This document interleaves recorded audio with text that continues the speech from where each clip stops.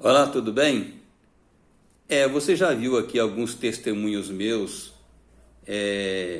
relacionados à época em que eu estive no Recife, estudando lá no seminário.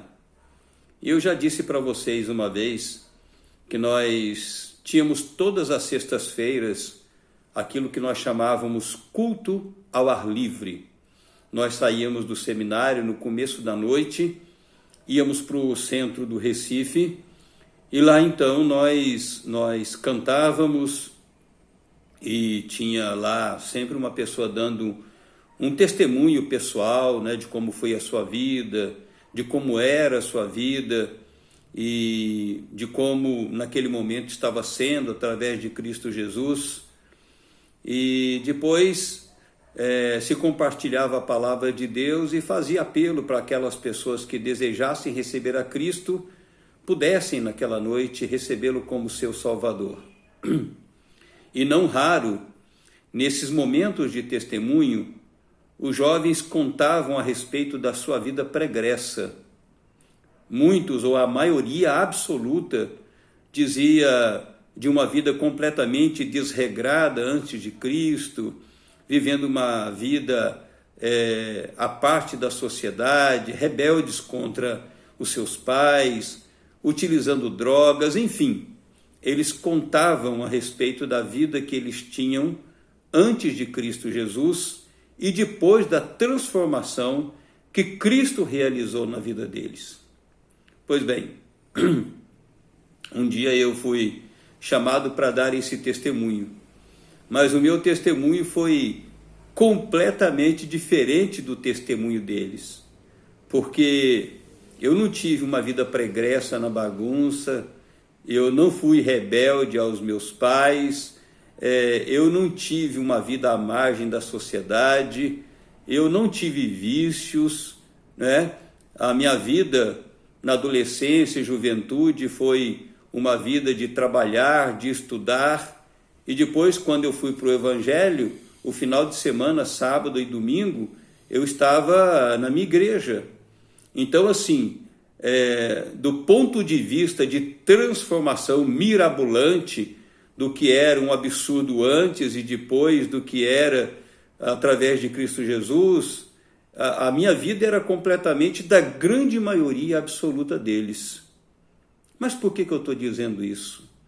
Eu estou dizendo isso porque existem aquelas pessoas que pensam sinceramente que só precisam receber a Cristo Jesus como seu Salvador, aquelas pessoas que têm uma vida péssima.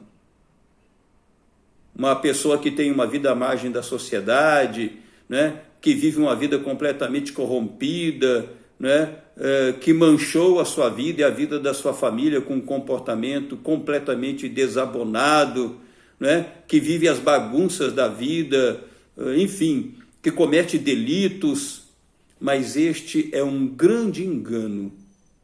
Cristo é necessário para todos, para aqueles que têm uma vida nada recomendável, uma vida desregrada, e também para aquelas pessoas que têm uma vida regrada, que têm uma vida elogiável, uma vida moral, que, entre aspas, são boazinhas na sua vida, que fazem o bem.